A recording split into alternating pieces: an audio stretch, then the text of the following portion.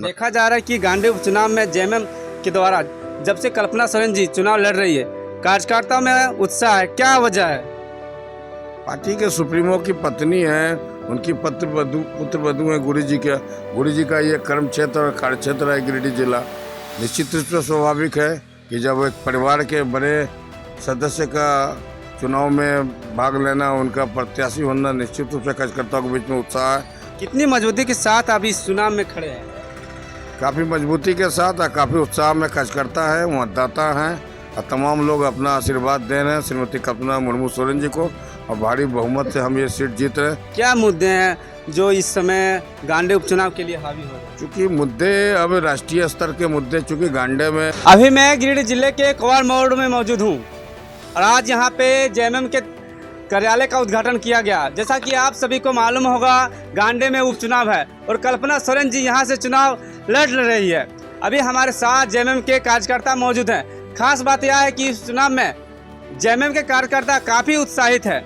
अभी मैं जानने का प्रयास करता हूँ कि आखिर क्या वजह है जो जेएमएम इस चुनाव में इतने उत्साहित हैं।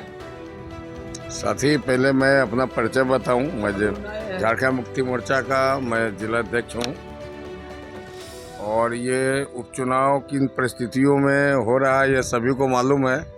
चूँकि इस क्षेत्र से झारखंड मुक्ति मोर्चा के सुप्रीमो गुरु जी की, शिबू सोरेन जी की पुत्र वधू और हमारे पूर्व मुख्यमंत्री हेमंत सोरेन जी की पत्नी लड़ रही हैं और आज हेमंत सोरेन जी को एक फर्जी मुकदमे में जेल में डाला गया है। जिस तरीके से भारतीय जनता पार्टी के शासन में दमनकारी नीति से अपने विरोधियों को कुचला जा रहा है, फर्जी मुकदमों में फंसाया जा रहा है और उनके विचारों को दबाने का प्रयास हो रहा है।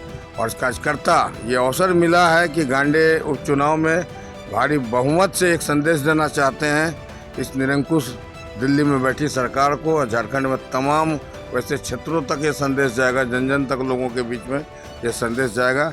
झारखंड की जनता जग चुकी है और भारतीय जनता पार्टी के अब दिन पूरे होने वाले हैं। कितनी मजबूती के साथ आप इस चुनाव में खड़े हैं? काफ़ी मजबूती के साथ और काफ़ी उत्साह में कार्यकर्ता है, मतदाता हैं और तमाम लोग अपना आशीर्वाद दे रहे हैं श्रीमती कल्पना मुर्मू सोरेन जी को और भारी बहुमत से हम ये सीट जीत रहे हैं।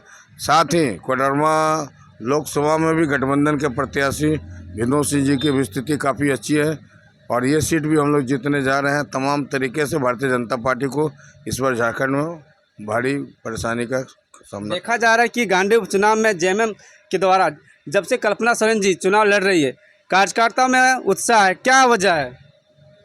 पार्टी के सुप्रीमो की पत्नी है, उनकी पुत्र वधू है गुरु जी का ये कर्म क्षेत्र और कार्य क्षेत्र है गिरिडीह जिला। निश्चित रूप से स्वाभाविक है कि जब एक परिवार के बड़े सदस्य का चुनाव में भाग लेना, उनका प्रत्याशी होना, निश्चित रूप से कार्यकर्ताओं के बीच में उत्साह है।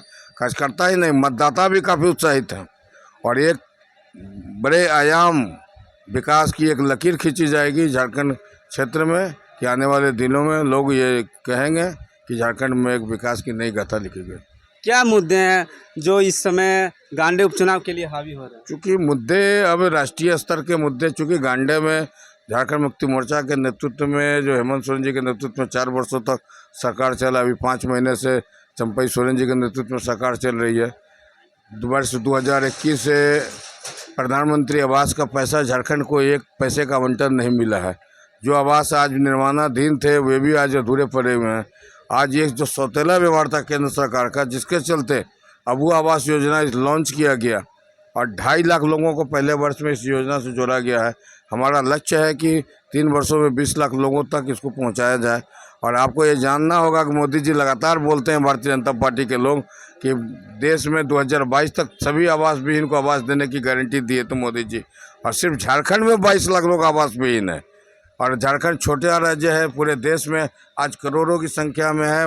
भाजपा का ये जो गारंटी था मोदी जी का, सब फेल कर रहा है और निश्चित रूप से इन्हीं सब मुद्दों को लेके जिस तरीके से तानाशाही है, केंद्रीय संस्थाओं का दुरुपयोग हो रहा है, उसके विरोध में झारखंड की जनता जग चुकी है और इस बार भारतीय जनता पार्टी को सबक सिखाने का मन बना चुकी है।